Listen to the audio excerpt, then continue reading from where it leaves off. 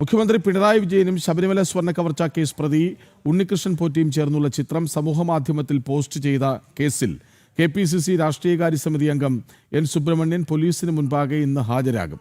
പോലീസിന്റെ കൈവശമുള്ള സുബ്രഹ്മണ്യന്റെ mobile phone ശാസ്ത്രീയ പരിശോധനകൾക്ക് വിധേയമാക്കി. വിവരങ്ങളുമായി രമ്യാദാസ് ഒപ്പം ചേരുന്നുണ്ട്. രമ്യ, എന്താണ് ഈ വാർത്തയുടെ വിവരങ്ങൾ? എൻ സുബ്രഹ്മണ്യൻ എന്താണ് പറയുന്നത്?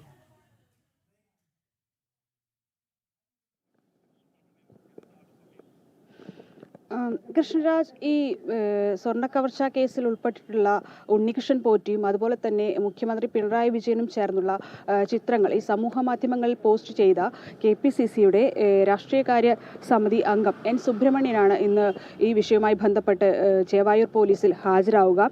വീണ്ടും ചോദ്യം ചെയ്യാനാണ് ഇത്തരത്തിൽ അറിയിപ്പ് നൽകിയിരുന്നു പോലീസ്. അതിനെ തുടർന്നാണ് ഇന്ന് 10 മണിയോടുകൂടി ചേവായൂർ സ്റ്റേഷനിൽ ഈ സുബ്രഹ്മണ്യൻ ഹാജരാകുമെന്ന് അറിയിച്ചിട്ടുള്ളത്.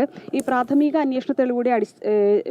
അന്വേഷണത്തിൽ ശേഖരിച്ച തെളിവുകളുടെ അടിസ്ഥാനത്തിലാണ് ഇന്ന് ഇത്തരത്തിൽ വിശദമായി സുബ്രഹ്മണ്യനെ ചോദ്യം ചെയ്യാനായി പോലീസ് ചേവായൂർ സ്റ്റേഷനിലേക്ക് വിളിപ്പിച്ചിട്ടുള്ളത്. ഈ സുബ്രഹ്മണ്യൻ പോസ്റ്റ് ചെയ്ത ഫോട്ടോ, അതുപോലെ തന്നെ മൊബൈൽ ഫോൺ ഉൾപ്പെടെയുള്ള കാര്യങ്ങളെല്ലാം പോലീസ് കസ്റ്റഡിയിലെടുത്തിരുന്നു. ഇതിന്റെ പരിശോധനകളെല്ലാം നടത്തുകയാണ്. അതിനാൽ തന്നെ ഈ സൈബർ പരിശോധനാ റിപ്പോർട്ടും അതുപോലെ തന്നെ അനുബന്ധ വിവരങ്ങൾ ഉൾപ്പെടുത്തിയാവും ഇന്ന് ഇത്തരത്തിൽ സുബ്രഹ്മണ്യനെ ചോദ്യം ചെയ്യാൻ പോലീസ് ശ്രമിക്കുക.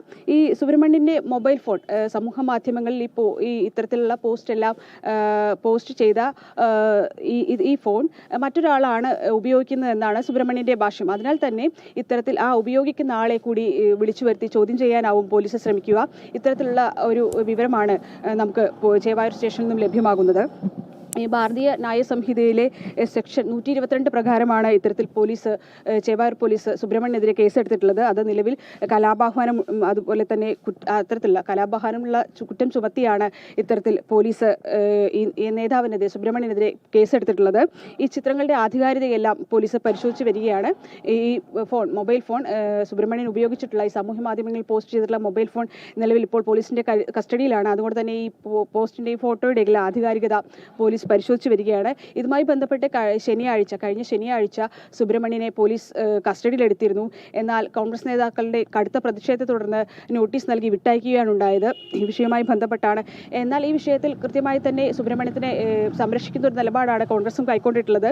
അതായത് പോലീസ് നടപടി നോക്കിയിട്ടാവാം ഇത്തരത്തിൽ ഈ വിഷയവുമായി ബന്ധപ്പെട്ട് കോടതിയെ സമീപിക്കുന്നത് എന്ന് തന്നെയാണ് കോൺഗ്രസിന്റെ നിലപാട്.